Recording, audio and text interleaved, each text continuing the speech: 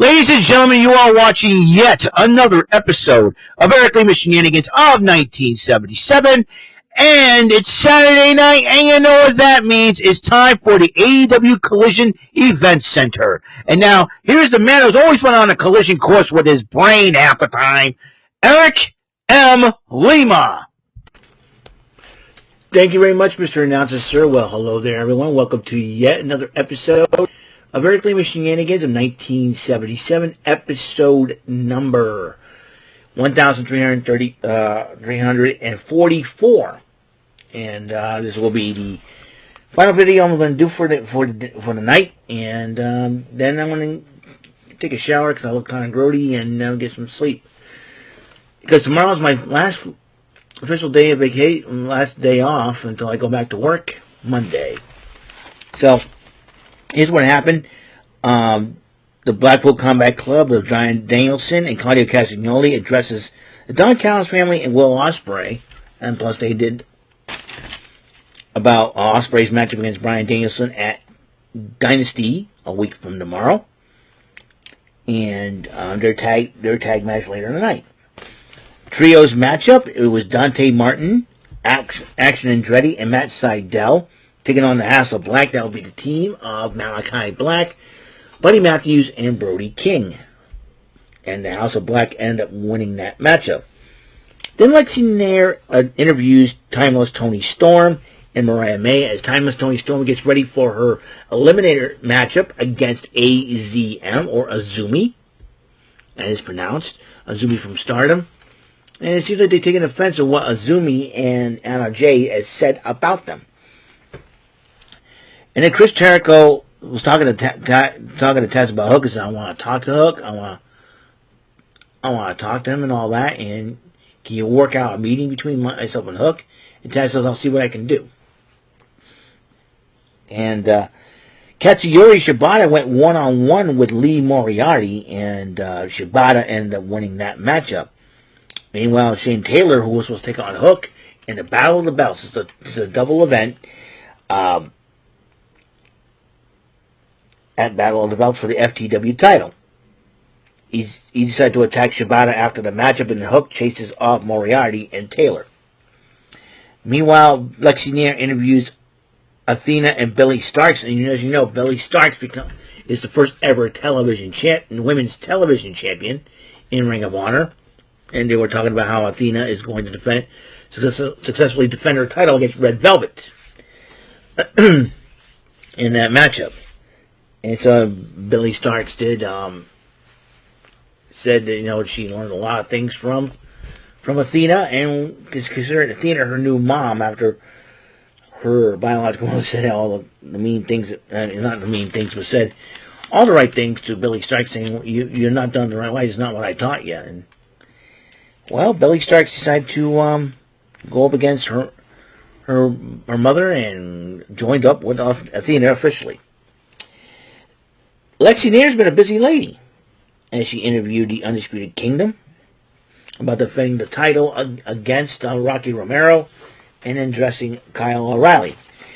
One-on-one matchup, Daniel Garcia and Angelico of the Spanish Announce Project went one-on-one, and Garcia ended up winning the matchup. And then Pac addresses Kazuchika Okada and the Young Bucks. And in fact, there'll be a trios matchup between the Elite and the team of Pac, Penta El Zio Miedo, and somebody else, and I forgot who it was, because I wasn't paying attention. I was live streaming with my good friend Joy Scow, and I know they're having a trios matchup. I believe,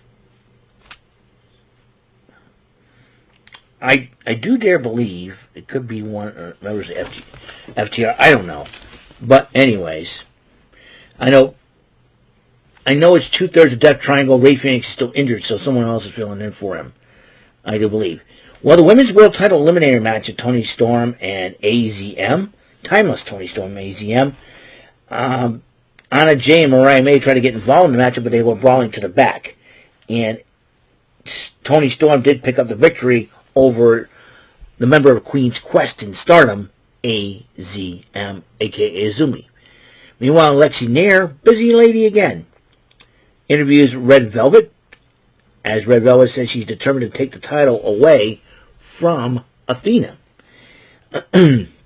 Mark Briscoe addresses the House of Black, and knowing and acknowledging how big and scary the House of Black is, but he says he's got two guys watching his back as well, teaming up with him, Adam Copeland and the former Ring of Honor World Champ, Eddie Kingston.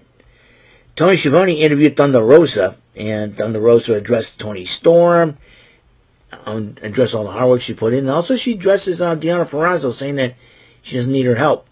Deonna Purrazzo addresses that and said, "Fine, you don't need my help, fine. But I will be the AEW Women's World Champion." So there's that. Kyle Fletcher and Powerhouse Hobbs addresses the Blackpool Combat Club before that matchup, and as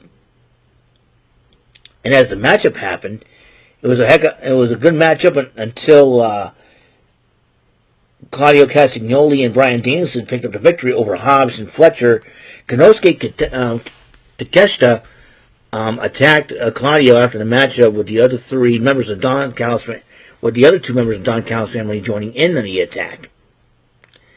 And they decided that they're doing what Callis wanted to do and make sure Bryan Danielson isn't at 100%. Now for the Battle of the Belts, ladies and gentlemen. Lexi Nair started off by interviewing Hook and Shibata. And Hook says, "I can't worry about the meeting right now. I'm going to have to worry about defending the title against Shane Taylor, the FTW title." And that match happened, and it was a hard-fought matchup until Hook got the red rum on Shane Taylor to end up winning the matchup. Lexi Nair interviewed Rocky Romero, and she tried to ask him what will happen between Trent Barrett and Orange Cassidy, and Chuck Taylor said, "Yeah, they are my best friends, but I can't worry about that right now. I got to worry about trying to challenge Roderick Strong for the international title." The match happened for the international title. Roderick Strong ended up picking the match of Kyle O'Reilly, then hugged Strong, congratulated him, and decided to check on Rocky Romero. And as Rocky Romero was getting up, Wardlow attacked him, and then Mike Bennett and Matt Taven tried to join in. And then Kyle O'Reilly's pushing him away, going, questioning, "What are you doing? What are you doing?" I'm checking up on him. And then all of a sudden, Roderick Strong decided to attack Kyle O'Reilly. And it seems like Roderick Strong was talking a little trash to Kyle O'Reilly. This could mean that O'Reilly and Strong, former Undisputed King era members, might be going at it. And Adam Cole probably will not be very too happy about it.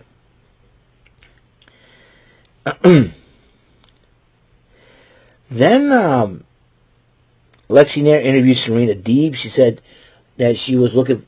She said that the reason why she was watching Yuka Sakazaki fight, says she was one of the people that she wants to step in the ring with, and she says she's ranked number 3 in the women's division, and she says she'll be one step closer to becoming AEW Women's World Champion, and she'll teach them why she is the professor. Then the Ring of Honor Women's title was the main event. Athena and Red Velvet went at it, and Athena did end up retaining her title in a great matchup, but then Athena told Billy Starks to help her up, so we gotta shake hands and all that. Then all of a sudden Red Velvet smacks Athena, and then Billy Starks attacks Red Velvet, and then both ladies were doing a number of Red Velvet until Queen Aminata came to Red Velvet's aid. It seems like Queen Aminata has not forgotten what the stunt that Billy Starks pulled to become the Ring of Honor Women's Television Champion. So, and that will be it for episode 1334 of the show. Before I conclude this video, though, I'm going to give myself a couple more minutes. Just letting you know, like I said, I made a promise. I still will be doing AEW television shows as well, and we shall see what's going to happen in the meantime, between time. But I am looking forward to what's going to happen before Dynasty next week, so I'm really excited about that. So will the women's division be different if Thunder Rosa defeats Timeless Tony Storm? Who knows? And will there be any changes in the AEW roster since the incident about the tape that came out? We shall see there in that situation. On that, Kenny Omega said a few things. He said he has not been in the position of EVP for a long time, and many people are saying that he may be considering joining the WWE. And but first he has to deal with his medical problem. I'm sure he will recover fine from it. But we shall see what happens actually, and what's up to Kenny Omega, what he's going to do. So, to that end, I want to thank everybody for tuning in to episode 1344 of Eric Lima Shenanigans 1977. And tomorrow's my last official day of vacation. I go back to work on Monday, ladies and gentlemen. So, until the next episode comes rolling around, Mr. Announcer, take us home. That is all for today's episode. This is your announcer speaking for Eric Lima Shenanigans of 1977. A Big Beefy E, doing for Bob Saget Productions, and in association with a Raven Bofa Telepictures and Distribution. Thank you for watching today's episode. Tune in next time for another episode of Eric Lima Shenanigans of 1977. Goodbye for now.